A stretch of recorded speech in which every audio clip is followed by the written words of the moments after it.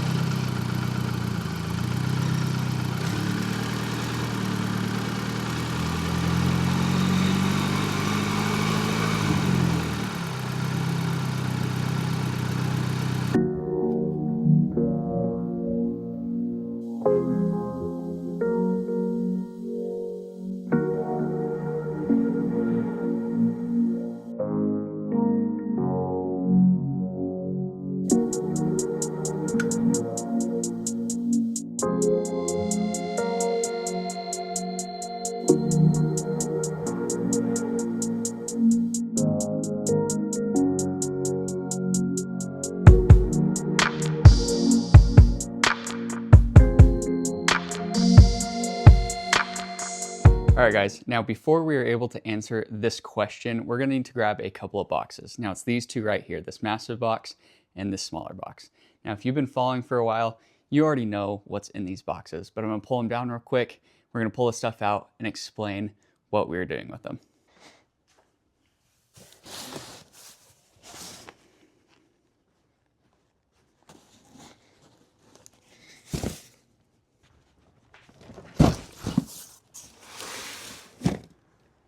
And of course, we had to grab pretty much the holy grail of the whole thing as well.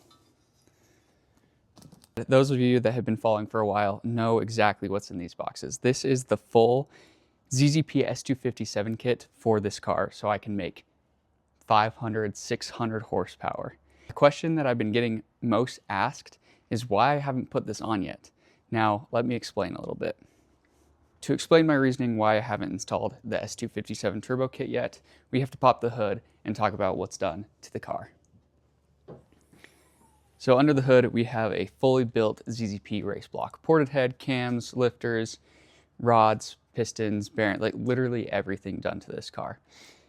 This car came with the borgwarner 6758 turbo, and that is a smaller kind of factory frame size turbo, 54 millimeter, which is super fun, super quick spooling. I've never had one on a Cobalt before. The smallest I ran was a 57 millimeter, and that was one of my favorite turbos. So before I installed this, I wanted to tune the car on 91 and enjoy the car with this turbo. Now, that's been done. We've tuned the car, maybe sitting around 400 wheel horsepower on this turbo. Super fun, super responsive, quick turbo. But now that I've enjoyed it, it's time to start installing the S257. All right, now as I unpack some of this stuff that I have for the car, for some pictures and videos, we're gonna go over everything and explain kind of how much horsepower I'm wanting to push on the S257 turbo. So right here is the dyemondfab intake manifold. This thing is just so aesthetically pleasing. I haven't installed this yet because they say that you should be running a turbo bigger than a 57 millimeter, and this is a 54 millimeter. So to see kind of the benefits of this intake manifold, you have to have a bigger turbo. So this 257 is a 61 millimeter turbo, I believe, which you should see about 40 to 50 wheel horsepower, wheel torque in the mid-range, which is sick. So can't wait to put that on. Also, it's just a piece of art. It'll look insane in the engine bay. Next big thing is going to be the turbo.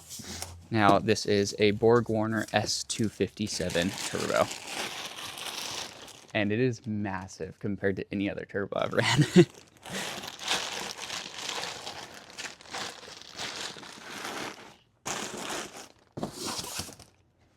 Alrighty, here it is. I've got it all loose because when installing it, you need to do some twisties to figure it out, but this is the borgwarner S257.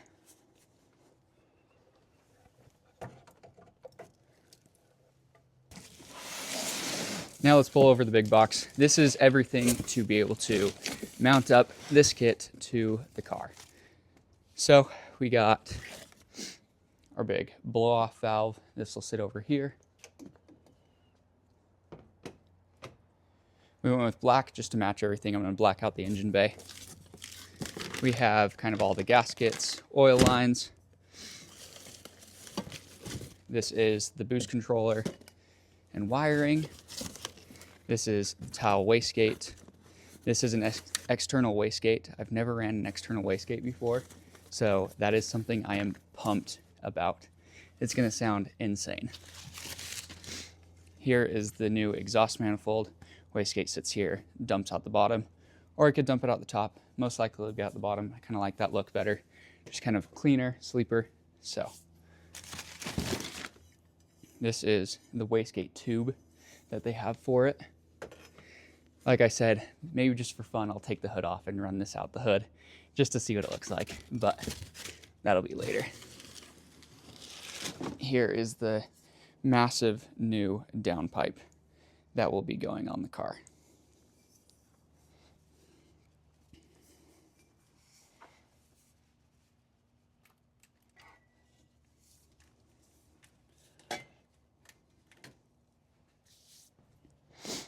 And last but not least, this is the new cold air intake. So runs a bigger, like 3.5 inch cold air intake. So it's gonna look massive in place of the K&N one that we have now.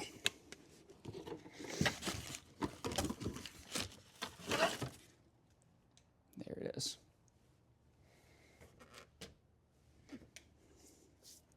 Now, that's pretty much everything out of this box. There's a few miscellaneous things, a few bolts and nuts, gaskets here and there, but that's the majority of everything to make it run.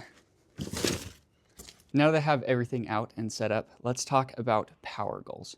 So like I said, this is a fully built race block from ZZP. It also has the Opel Injectors, a few other things, so I can run E85. Right now the car's tuned on 91. When I put this setup on, I do want to run E50, maybe E85, which means that I could push this car to 500 wheel horsepower on E50 and maybe touch 600s on E85. Now that is an insane amount of horsepower, especially for a car that weighs 2,900 pounds. So we do have separate tires, wheels and tires back there for the front that are on more of a drag tire. Hopefully that allow us to hook up, but this is the full setup. Let me get some pictures and videos because this looks clean and it'll look insane in the engine bay.